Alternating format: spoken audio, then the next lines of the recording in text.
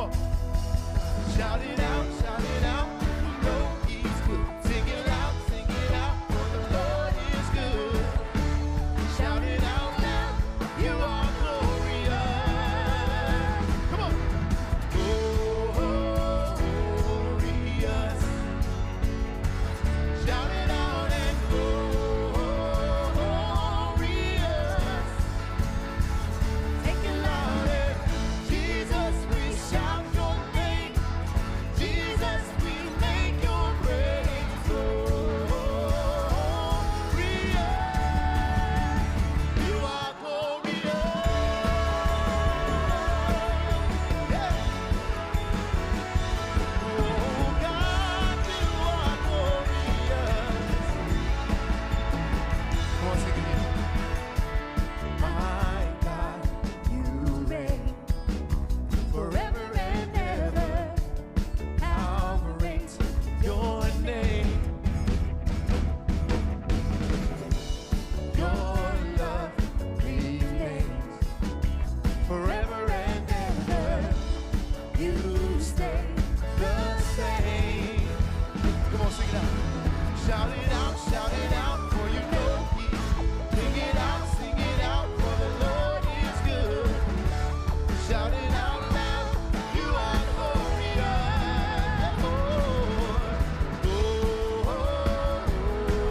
Glorious. Shout it out and glorious. Make it loud and Jesus, we shout your name. Jesus, we make your praise glorious.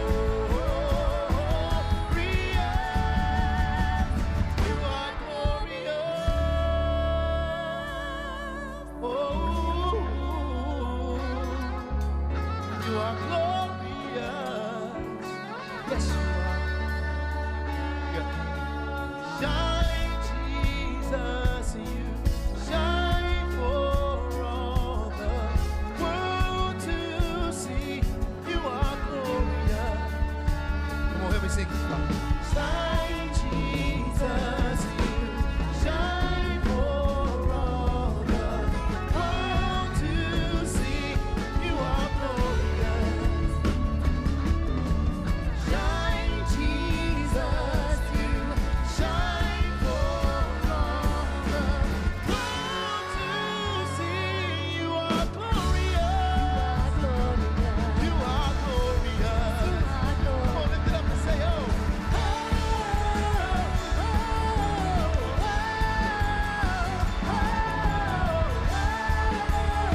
God, you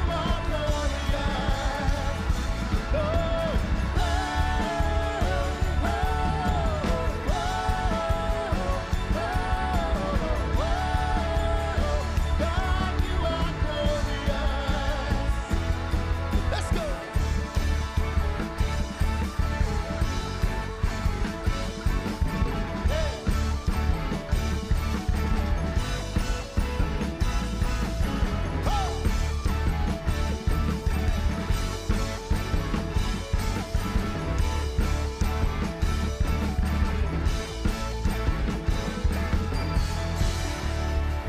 Yeah. Glorious.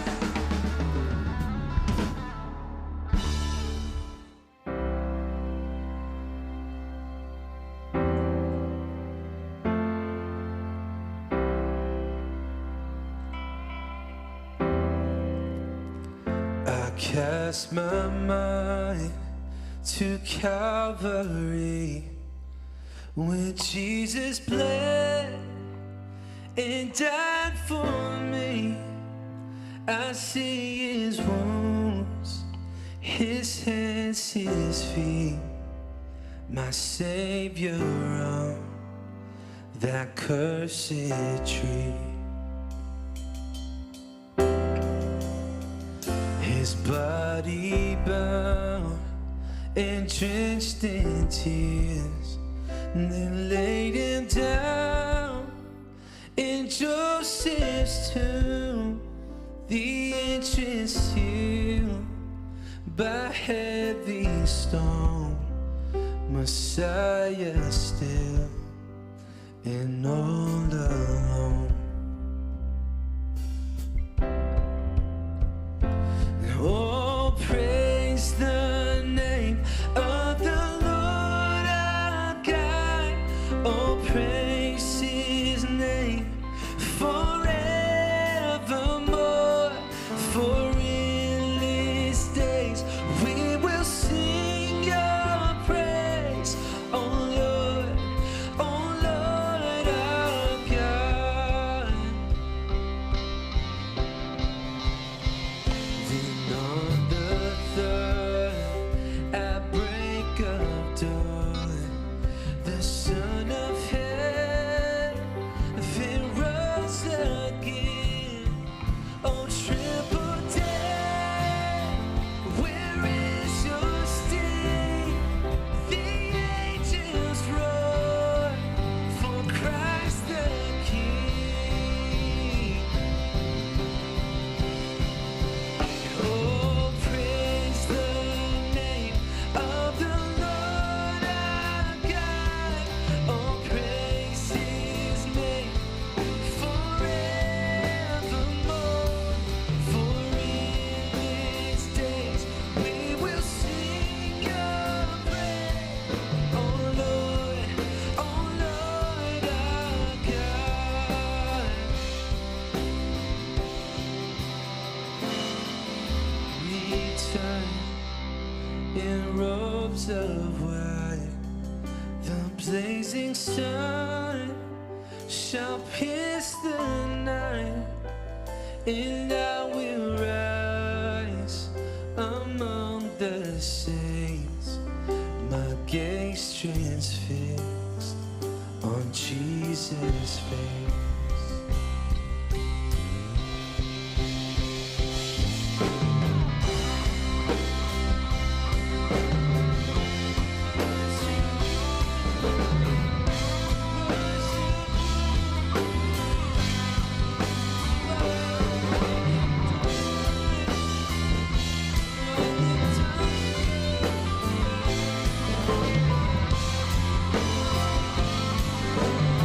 Oh, praise the name. And oh, praise the name of the Lord our God. Oh, praise his name forevermore. For in these days we will sing your praise, oh Lord our God. Oh, praise the name. Oh, praise the name of the Lord our God. Oh, praise his name forevermore. For in these days we will sing your praise, oh Lord our God. One more time. And oh, praise the name of the Lord our God. Oh, praise his name forevermore. For in these days we will sing your praise, oh Lord our God. Oh Lord our God.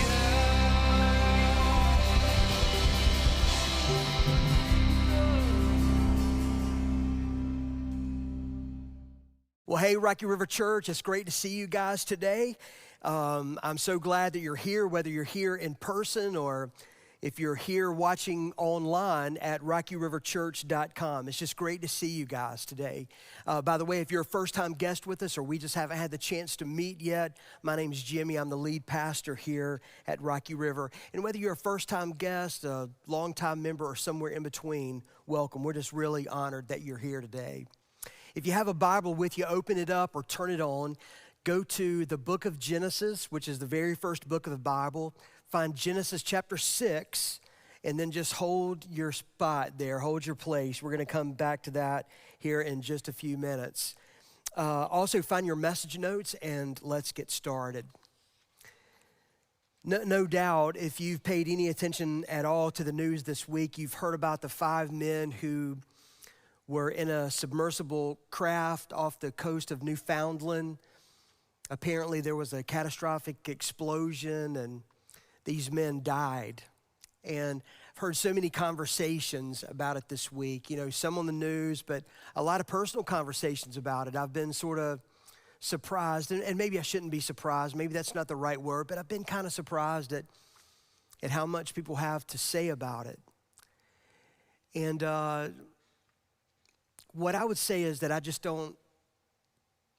don't understand it in a sense, but then in another sense I do. I mean, if you think about it, what would make 5 men, apparently wealthy men, because this cost, $250,000 a person? And at least one of them was a billionaire, and maybe 2, but I can't remember exactly. But at least one is a billionaire. What would make them get into this submersible craft, something about the size of a 15-passenger van, something like that, and dive down to the bottom of the ocean, something like 3 to 4 miles, just for the thrill of it? Just for the hope of being able to look out a window in the front of the vessel, which is, 18, 20 inches, something like that. I mean, basically 1, maybe 2 people at a time can look out the window to see things. And really, the pictures that maybe you're going to snap with your phone, if that was possible, or maybe some of the video, it's not going to be anything that you couldn't see on a YouTube video or, a coffee table book that you could buy at Amazon for $15. Why would they do that? $250,000 a person. Taking these risks. I mean, one man described the inside of this craft as looking like it had been outfitted from Best Buy. No offense to Best Buy. I'm sure they have great things, but that would be enough to make me question it. There's a joystick and basically a PlayStation 4 controller that's maneuvering this thing, again, way down at the bottom of the ocean. And so in one way, I just don't understand that. I can't relate to taking that kind of risk. I can be a risk taker, just not those kind of risks. But in another way, I absolutely understand it. I think they were looking for what most people are looking for: adventure. I mean, we don't talk about this a lot, or maybe we don't think about it that often, but we all want adventure. And that can be all sorts of things to all kinds of people, but all of us are looking for something bigger than ourselves to be a part of. And if you think about who these guys are and what they've accomplished in their lives, especially the billionaire, I mean, if you have $1 billion plus, you've kind of conquered everything in your world. So you go thrill seeking, looking again for adventure, for quest, for something that'll make you feel alive. I think that's why people jump out of planes with parachutes. I think that's maybe why people race cars or do other things in life. They're just looking for something to make them feel alive.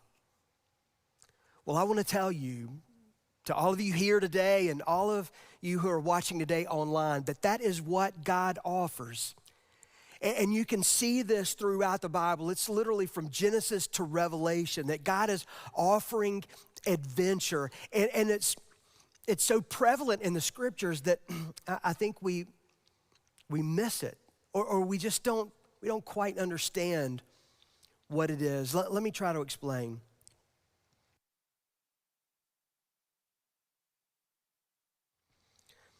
Let's think about the disciples in the New Testament. Some of the disciples were fishermen.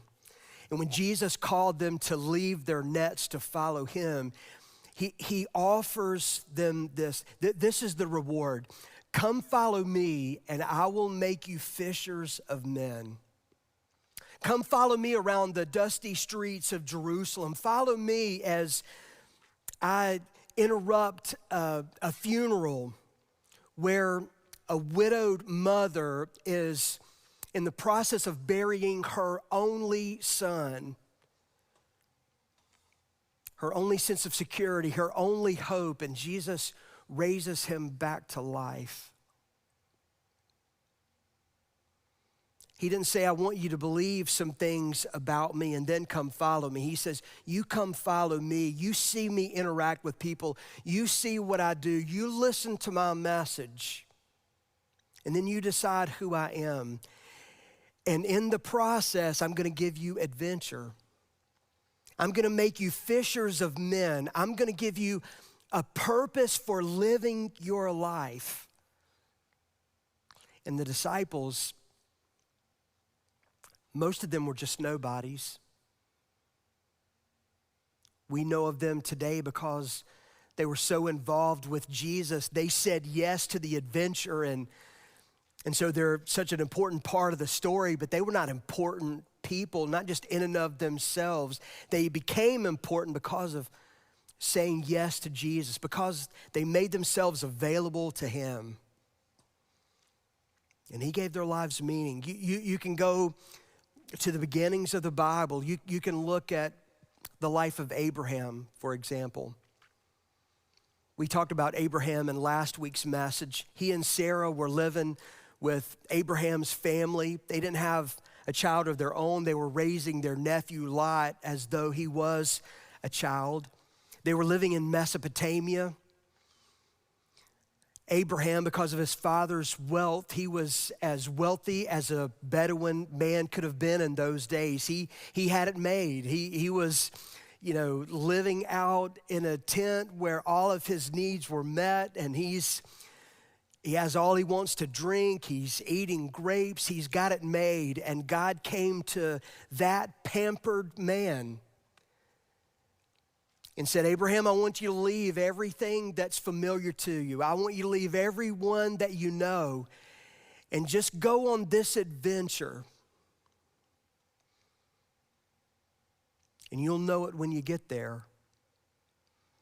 Just follow me, and I'm going to do something important in the world. And if you'll do my work, it's going to allow you to do important work. Abraham is a great story. I mean, you can't talk about the Bible. You can't talk about the gospel without Abraham being a part of it.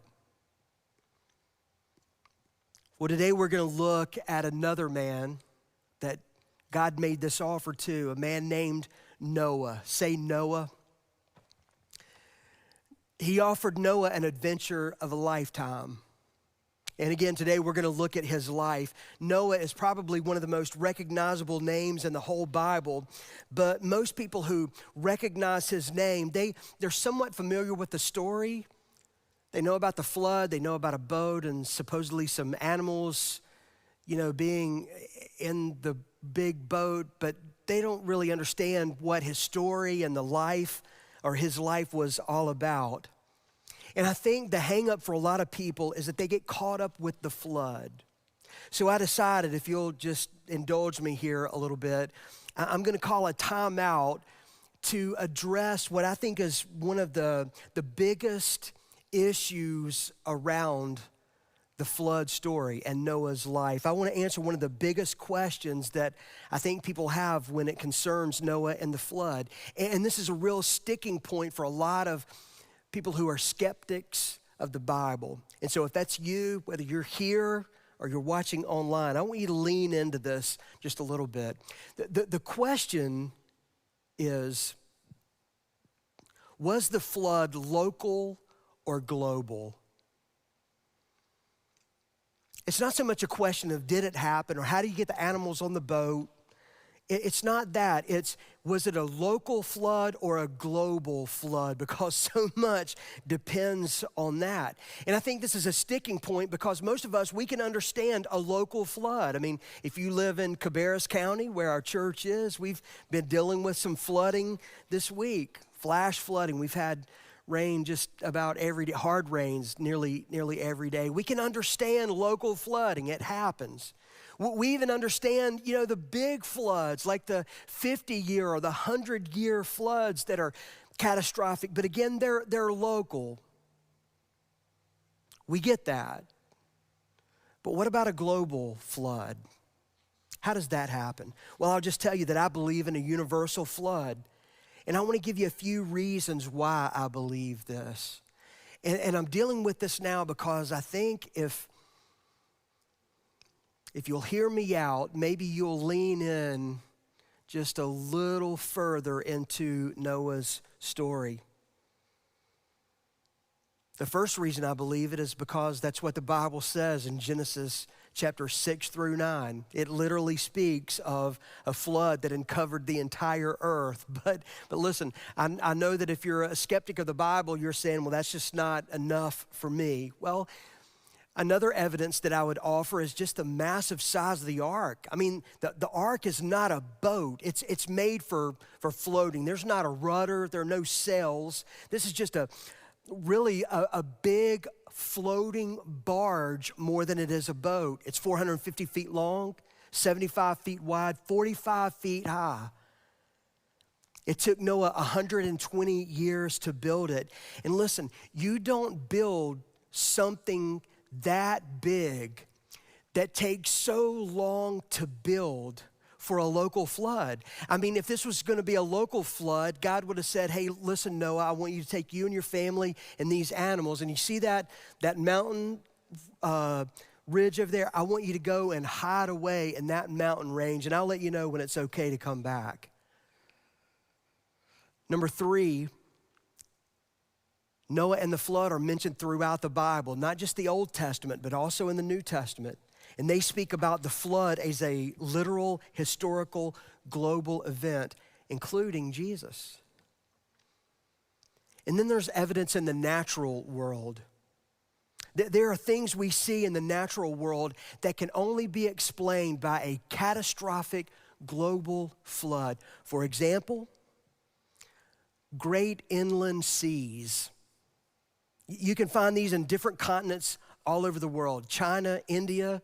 We have them in the United States. The Great River, the Great Basin, which spans nearly all of Nevada, much of Oregon and Utah, and portions of California, Idaho, and Wyoming.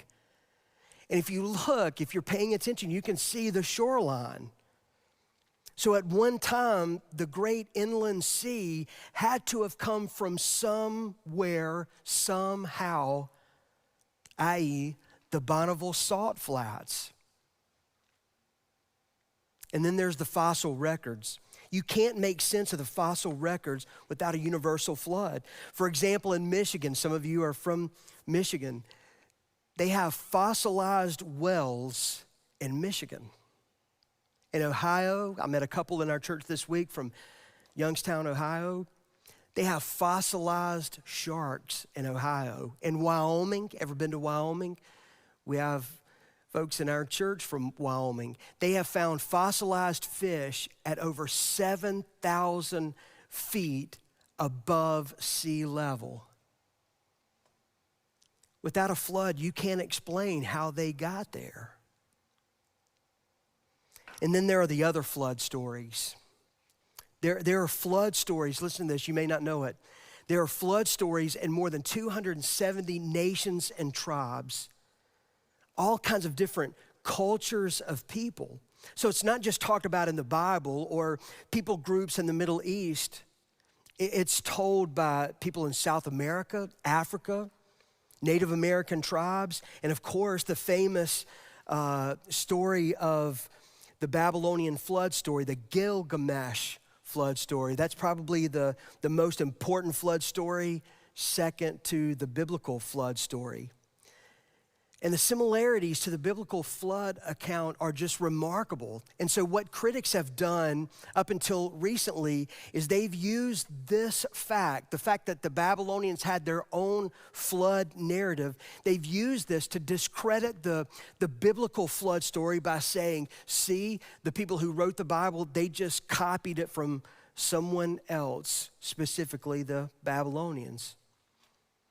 And actually what scientists are saying now is that this proves that there was a global flood. The only way to explain the fact that so many cultures tell about a world or the world being destroyed by a great flood is because there was a great flood.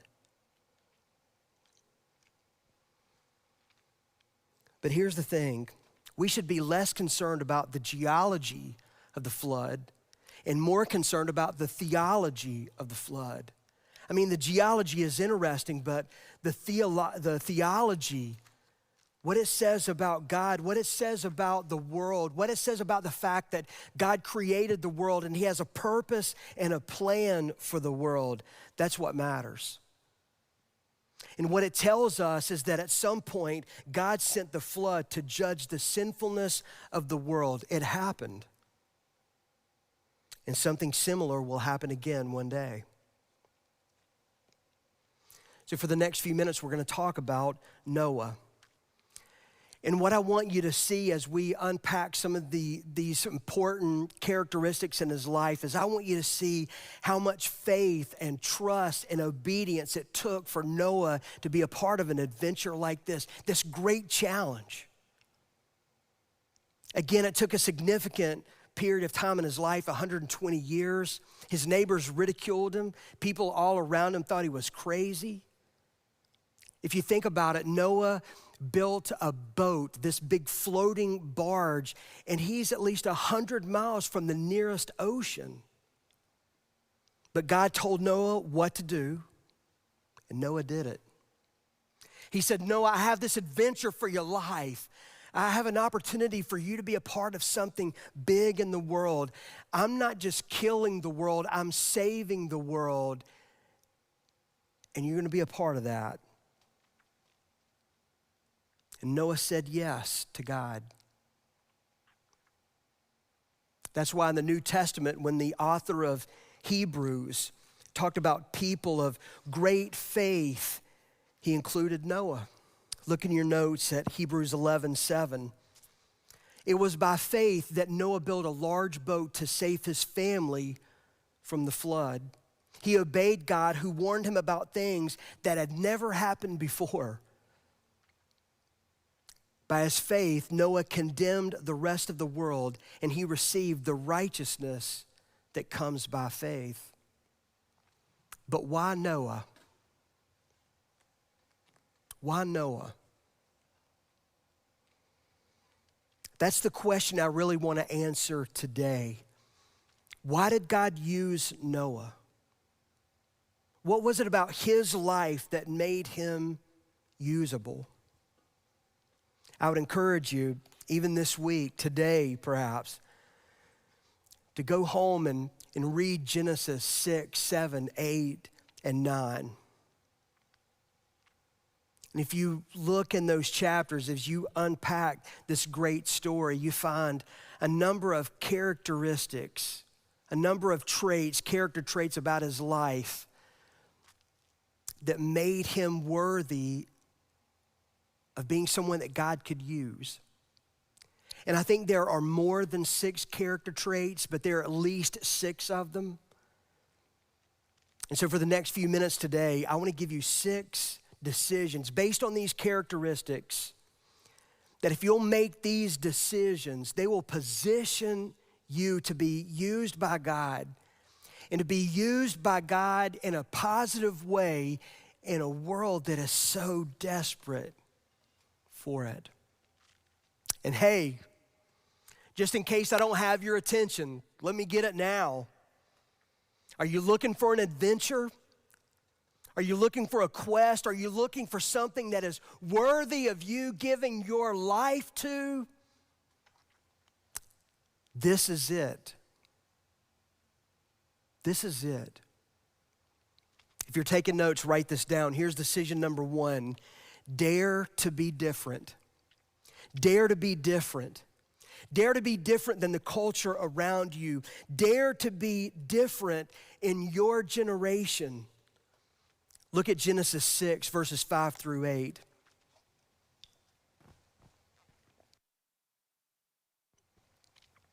It says, the Lord observed the extent of human wickedness on the earth, And he saw that everything they thought or imagined was consistently and totally evil. Sound familiar? It should. So the Lord was sorry he had ever made them and put them on the earth. It broke his heart. And the Lord said, I will wipe this human race I have created from the face of the earth. Yes, and I will destroy every living thing, all the people, the large animals, the small animals that scurry along the ground, and even the birds of the sky. I am sorry I ever made them. And then you get to verse 8. But Noah found favor with the Lord. Underline that verse. But Noah found favor with the Lord. Why? Why did Noah find favor in the eyes of the Lord? What was it about his life? Well, we get the answer in Genesis 7:1. When everything was ready, in other words, when the ark had been built and all the animals loaded up, all the preparations were made, the Lord said to Noah, go into the boat with all of your family, for among all the people of the earth, I can see that you alone are righteous. Archaeologists tell us that at that time there were about 1 million people on earth when God destroyed it with a big flood. So think about it, in a world that was so spiritually and morally bankrupt, where all they thought about all day long was how evil and wicked they become. In that world, God found one man that he could use. One man who was living against the grain of his culture. One man who wasn't concerned with fitting in with his generation. And so I'll say it again, that if you want to live the life, the kind of life that God can use, then you have to dare to be different. Here's decision number 2. Listen to God's voice primarily. Listen to God's voice primarily. In this world of social media, everyone has a voice.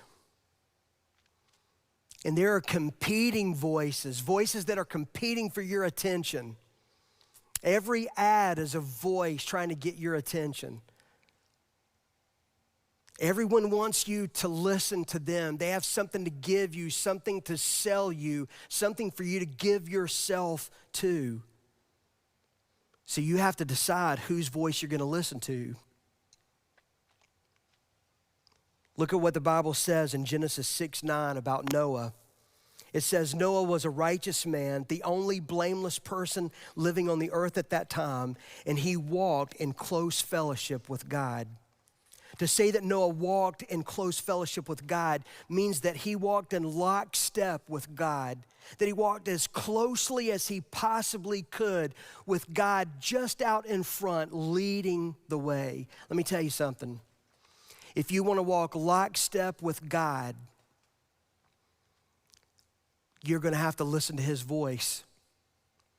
You're going to have to let him do the leading, because you can't walk lockstep with God and the world. You can't cling to the cross of Jesus Christ with one hand and cling to the world with the other hand, because they're just not compatible. And here's why this is so important. It's because probably every day for 120 years, someone said to Noah, Noah, you're going to be on the wrong side of history. Perhaps every day for 120 years while he was building the ark, someone said, you're wasting your time, you old fool. Noah had to decide whose voice he was going to listen to. He listened to God's voice. Whose voice are you going to listen to? Because if you want to do amazing things with God, if you want to do amazing things for God, if you want to walk in lockstep with God, if you want to live an adventure,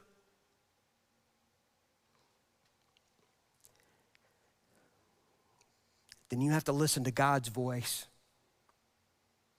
You have to stop living your life by the opinion polls of this generation.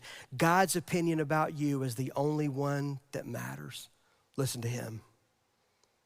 Next, obey God completely. Obey God completely. If you want to be the kind of person that God can use, you have to decide to obey God completely. And you know, sometimes we want to pick and choose.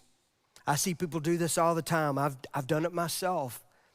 But I'll tell you from personal experience, this is not how it works with God. You don't just obey God from time to time or when you feel like it or when it's easy or convenient or even when it makes sense. You can't pick and choose which areas of your life where you're going to obey God or not.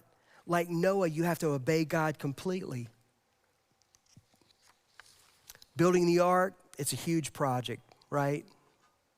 Again, it took about 120 years to build it. And then once the ark was finished, Noah had to load it up with all the provisions that were necessary for his family and the animals. Again, it's a huge project. Noah could have said, you know what, I think before I start building, I'm gonna wait to see what the weather's gonna do here. I'm gonna wait for some storm clouds. Or he could have said, you know, I don't think we need a boat that big. I'm gonna build a smaller one and we don't need all of these animals. And hey, while we're making cuts, let's just trim the inventory list too. But that's not what Noah did. Genesis 7:5 tells us that Noah did everything as the Lord commanded him. Listen, God uses people who follow instructions and don't make excuses.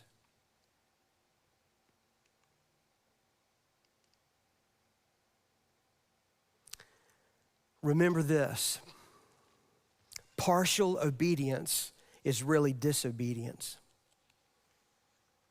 What it really demonstrates is a lack of trust. God uses people who trust him, who obey him completely. Here's decision number 4. Live with the end in mind. Live with the end in mind. Live knowing that this world has a shelf life. This world, as we know it, will not stand forever. Live as though your life has a shelf life, because it does. You will live in eternity somewhere, but it won't be here. Look back at Genesis 6, verses 1 through 3. This is where we first learn that God is going to wipe out his creation, and why. It says, then the people began to multiply on the earth, and daughters were born to them. The sons of God saw the beautiful women, and they took any they wanted as their wives. Then the Lord said, my spirit will not put up with humans for such a long time, for they are only mortal flesh. In the future, their normal lifespan will be no more than 120 years. In Genesis 7, we learned that after Noah and his family and all the animals went inside of the ark, the Lord closed the door, and it was final.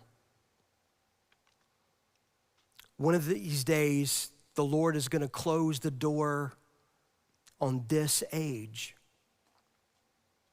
The people in Noah's day had 120 years to change their sinful ways, to change their mind, to listen to what God was saying to them, to open their eyes to what God was doing. Now, 120 years sounds like a long time, and it is, but eventually time ran out, and the flood waters swept across the earth, destroying everything and everyone not in the ark of God's salvation.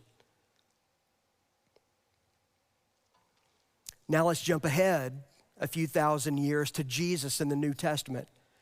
In Matthew 24, Jesus is explaining to his disciples about the end of times, the end of this age, and some things for them to look for. And it was meant to be a warning for us, just as Noah was a warning for his generation. Jesus says in Matthew 24, starting in verse 36, however, No one knows the day or hour when these things will happen, not even the angels in heaven or the Son himself, capital S-O-N. Only the Father knows. When the Son of Man returns, it will be like it was in Noah's day. In those days before the flood, again, Jesus is talking about this as an historical global event. In those days before the flood, the people were enjoying banquets and parties and weddings right up to the time Noah entered the boat. People didn't realize what was going to happen until the flood came and swept them all away. That is the way it will be when the Son of Man comes. All of a sudden, two men will be working together in the field. One will be taken, the other left. Two women will be grinding flour at the mill. One will be taken, the other left. God uses people who live with the end in mind. He uses people who know that one day Christ will return and he's going to bring final judgment upon the earth. God uses people who know that every human being will answer to God for his or her life. And what happens at judgment depends on what you did with Jesus Christ while you were still alive. And what this does to those of us who follow Jesus, it brings a sense of urgency and importance to what we do. It keeps us focused on what's really important so that we don't get distracted by the things in this world that are not important. Here's decision number 5. In order to live a